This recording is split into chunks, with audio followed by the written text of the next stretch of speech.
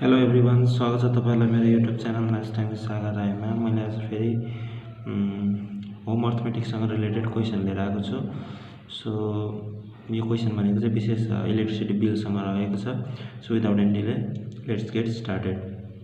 हाम्रो क्वेसन यस प्रकार रहेछ, the electricity tariff rate on date 2078/7/18 by Nepal electricity authority is as follows. हैन, कन्ज्युम युनिट्सहरु हामीलाई यहाँ दिएको छ, सर्भिस चार्ज दिएको छ अनि एनर्जी चार्जहरु दिएको छ। अनि यहाँ 15 एम्पियर मिटर बक्स इन्स्टल गरिएको छ है in Buddha secondary school. The electricity bill of the school for the month of Poush यहाँ दिएको छ। प्रेजेन्ट रिडिङ र हामीलाई प्रिभियस रिडिङ दिएको छ है। How much unit of electricity was consume in the month of Poush भन्दाखेरि चाहिँ अब युनिट्स कन्ज्युम कति हुन्छ त हाम्रो, यो प्रेजेन्ट रिडिङबाट प्रिभियस रिडिङ माइनस गर्ने है।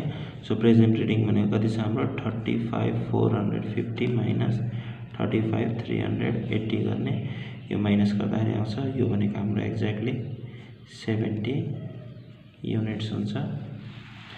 त्यसपछि how much rupees should the school pay in the month of Poush भनेको अब हामीले यहाँनिर चाहिँ बिल एमाउन्ट निकाल्नुपर्छ है।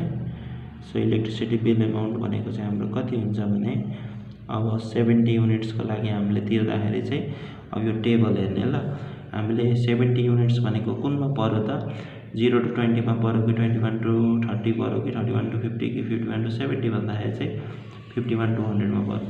सो यो क्याटेगोरीको लागि सर्भिस चार्ज भनेको ₹100 हो। सो ₹100 हामीले सर्भिस चार्ज दिनु पर्यो है। अनि त्यसपछि भनेको अब हामीले सुरुको 20 युनिटको लागि रेट भनेको हाम्रो ₹4 छ। So 20 into ₹4। त्यसै गरी अब त्यो भन्दा माथिको 10 युनिट्स 21 to 30 भनेको नेक्स्ट 10 युनिट्समा कति दिनु पर्यो त 6.5 ले। सो नेक्स्ट 10 युनिटको लागि हामीले ₹6.5 अब जोडौँ त 20 + 10 भनेको 30 भयो हैन, जम्मा हाम्रो 70 युनिट्स छ। अझै अब नेक्स्ट क्याटेगोरीमा हेर्ने 31 to 50 भनेको कति हो त 20 युनिट हो। सो नेक्स्ट 20 युनिट्समा हामीले कतिले दिनु पर्यो त ₹8 को रेटले दिनु पर्यो। सो 20 into ₹8 भयो, ठीक छ। अब कति युनिट्स भयो 20 10 30 40 50, अझै कति बाँकी छ त 70 मा यो 50 घटायो भने कति भयो त अझै 20 युनिट छ। अब यो 20 युनिटमा कति लाग्छ भन्दाखेरि चाहिँ यो क्याटेगोरीको 31 देखि 50 सम्मको भयो है। अब 51 देखि 100 सम्मको लागि रेट कति छ त 9.5 छ। त्यो भन्दा माथि हाम्रो 9.5 छ भने अब हामीले ₹9.5 को रेटले तिर्नु पर्यो। सो ₹100 20 into 4 भनेको 80 हुन्छ। अनि 10 into 6.5 भनेको हाम्रो 65 हुन्छ। 20 into ₹8 भनेको 160 अनि 20 into 9.5 भनेको कति हुन्छ त 190 हुन्छ। यो सबै एड गर्दा हाम्रो आन्सर आउँछ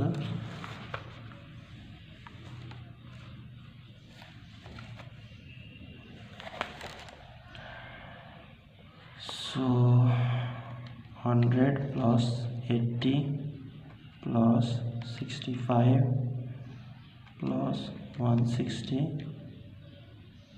+ 190 कति आयो त 595 आयो। सो हाम्रो यो सबै जोड्दा कति आयो त 595 आयो।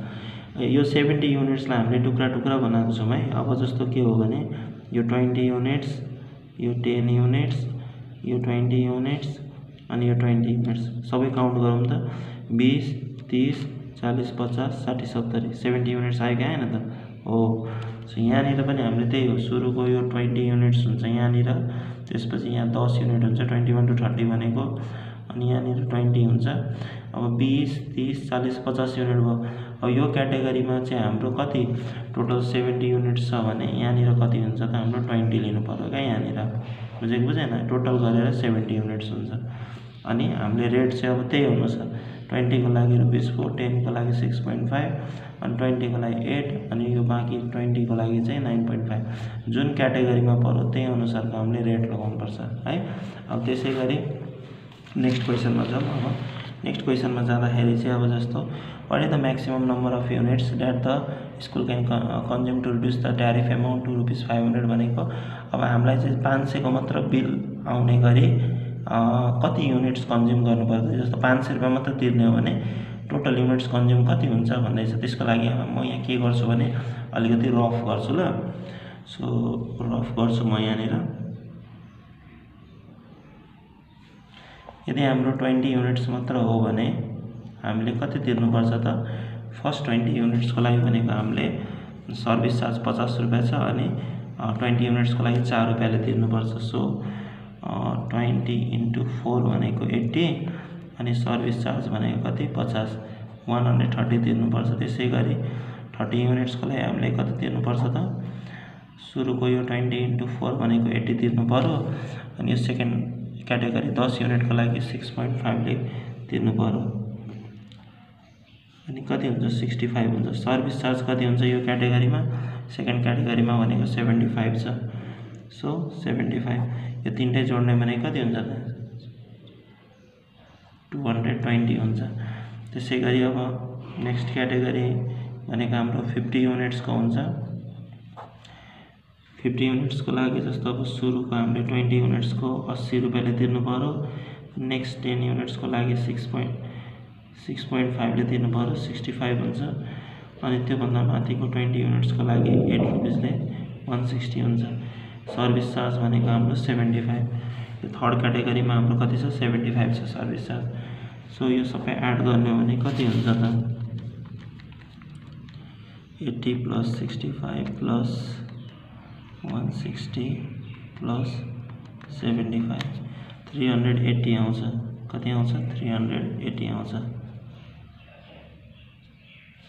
अनि त्यसपछि अब यदि 50 युनिट्स भन्दा माथि 100 युनिट्सको पनि निकाल्यौं। किन निकाल्ने भने जस्तो अब यहाँ हेर्नु 500 छ हैन। यो अहिलेसम्म हाम्रो यो पनि 500 भन्दा कम छ, यो पनि 500 भन्दा कम छ, यो पनि 500 भन्दा कम छ। अब हामीले 500 भन्दा माथि चाहिँ पनि निकाल्नु पर्छ। त्यसैले अब यो 100 युनिट्सको चाहिँ कति आउँछ निकाल्नुमा हामीले 20 × 4 80 हुन्छ अनि 10 युनिटको लागि 6.5 ले 65 हुन्छ।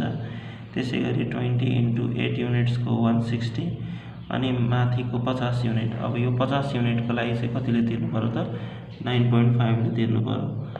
9.5 ले कति हुन्छ त 475 हुन्छ अनि सर्भिस चार्ज भनेको यो क्याटेगोरीको लागि कति छ त 100 छ। सबै जोड्दा हाम्रो कति आउँछ त 80 + 65 + 160 + 475 + 100 880 आउँछ। अब यो 880 त हाम्रो धेरै छ नि त 500 भन्दा बढी छ। त्यसैले अब के गर्नु पर्यो भने हामीले हाम्रो एन्सर भनेको चाहिँ 380 भन्दा बढी छ 880 भन्दा कम छ। तर यहाँ चाहिँ 50 युनिट हुँदाखेरि चाहिँ 880 आउँछ। तर हाम्रो भनेको एन्सर चाहिँ के छ त 50 युनिट भन्दा बढी छ हैन तर 100 युनिट भन्दा कम छ। त यहाँनिर हामीले यो ठाउँमा के लिनुपर्छ त x लिनुपर्छ है। अनि अब यसलाई हामीले सल्भ गर्ने। सो अब बिल एमाउन्टमा म के लेख्छु त बिल एमाउन्ट भनेको हाम्रो यो सुरुको 20 युनिटको हामीले तिर्नु पर्यो। त्यसपछि 10 × ₹6.5 यो पनि तिर्नु पर्यो। 20 × 8 पनि तिर्नु पर्यो अनि यो 50 को ठाउँमा चाहिँ कति लेख्ने त x लेख्ने x × ₹9.5 अनि यो सर्भिस चार्ज ₹100 पनि हामीले के गर्नु पर्यो त तिर्नु पर्यो। अनि अब हाम्रो बिल चाहिँ कतिको बनाउनु छ त 500 को। अब यो एक्स्ट्रा युनिट चाहिँ यो यहाँ चाहिँ कति युनिट उठ्यो भने चाहिँ उठ्यो भने चाहिँ हाम्रो टोटल युनिट्स आउँछ क्या। जस्तो 20 + 10 + 20 + x हुन्छ है। सो यो भनेको 24 × 80 यो 65 अनि यो 20 × 8 भनेको 160 9.5 × x भनेको 9.5x हो अनि 100 अनि लास्टको हाम्रो 100 अनि त्यसपछि 500 हुन्छ। यो सबै एड गर्दा कति आउँछ त हाम्रो 80 + 65 + 160 + 100 गर्दा 405 आउँछ। सो यो हाम्रो 405 प्लस कति आइरहेछ 9.5x आइरहेछ। अनि त्यसपछि यो 500 मा यो 405 घटाइदिने = 9.5x हुन्छ। यो हाम्रो 95 बाई यो 9.5 लाई डिवाइड गर्दा x को भ्यालु कति आयो त एक्ज्याक्टली 10 युनिट्स आयो हैन। यो x भनेको त यहाँ मात्र आयो नि त, यहाँ चाहिँ हाम्रो कति उठेको रहेछ त यो क्याटेगोरीमा 10 युनिट्स। त हामीले टोटल युनिट्स कन्ज्युमको लागि के गर्नु पर्यो त 20 10 यो 20 अनि यहाँको 10 युनिट्सलाई एड गर्नु पर्यो।